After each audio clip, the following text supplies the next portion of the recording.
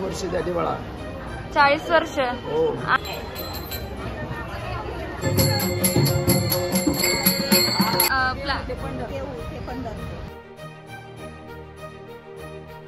नमस्कार पब्लिक, मी प्राची सावंत सरची स्वागत करते तुमचं नव्या कोऱ्या ब्लॉगमध्ये. आज माऊलींचं पालखी प्रस्थान जो सोहळा होता तो म्हणजे पालखीचं दर्शन घेण्यासाठी आम्ही आलो होतो हडपसर पुणे हडपसर गाडीतळ या ठिकाणी. आणि थोडासा पाऊस आला आहे आणि आम्ही दर्शन घेतो. खूप छान वाटतं आहे. माऊलींच्या गजरात पूर्ण वारकरी संप्रदाय इथे उपस्थित आहे.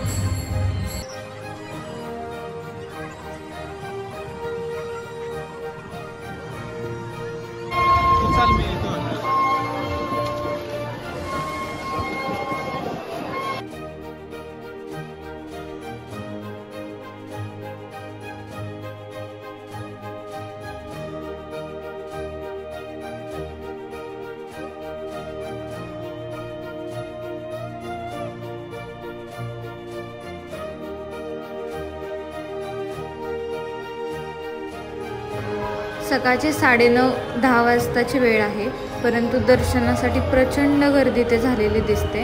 हा परिसर आहे पुणे हडपसर गाडी तळाच्या जवळपासचा एरिया आहे हा. आणि इकडे माऊली ज्ञानेश्वर माऊलींची जे पालखी आहे ती आता येणार आहे आणि त्याच्या दर्शनासाठी ही इतकी भली मोठी गर्दी झालेली आपण ह्या ठिकाणी बघत आहोत.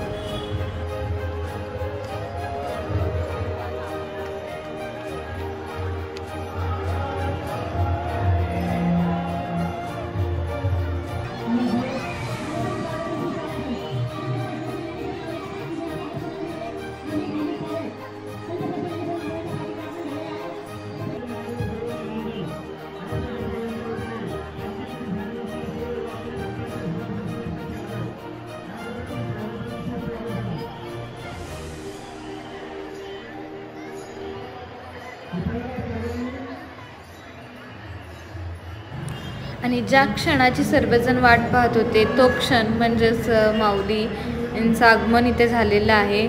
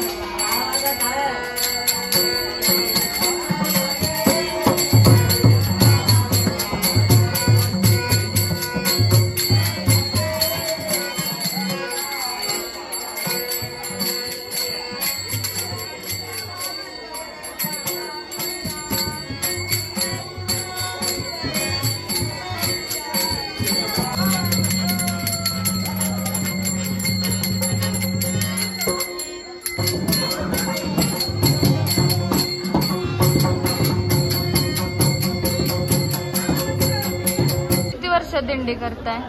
40 वर्ष झाली बाळा. 40 वर्ष. हो. आणि कोरोनाच्या काळात तुम्हाला ज्यावेळेला चुकली त्यावेळेला तुम्हाला कसं वाटलं होतं? कोरोनाच्या काळात सुद्धा आम्ही बंद नाही केली वारी. मोटरसायकल गेलो पण वारी केली. हा का? हो. आणि तुम्हाला एखादा अभंग म्हणू शकता का तुम्ही? म्हणू शकतो. एक दोन पंक्ती. चरण लागता सहज वासनेचे बीज जळोनी जाय. वासनेचे बीज जळोनी जाय. मग राम नामी उपजे आवडी. मग राम नामी उपजे आवडी.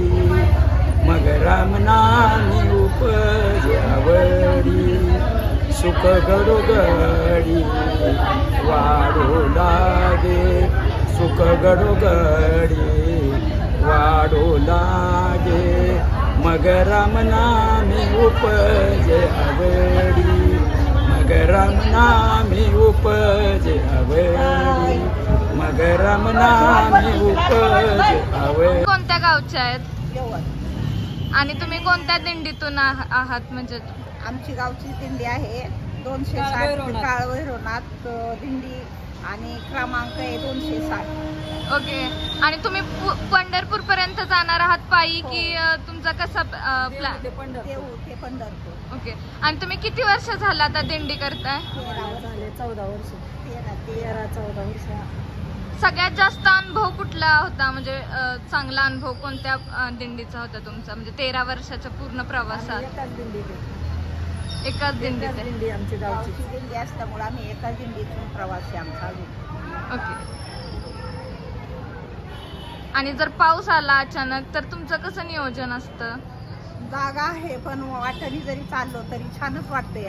हसत नाचत गात ही करत जातोय म्हणजे आम्ही. आणि तुम्हाला भजन कीर्तनाचं आवड आहे का? हो आहे ना. तुम्ही कोणत्या भजनी मंडळात आहात का? मंडळ. ओके. मग 1-2 ओवी तुम्ही म्हणून दाखवता का?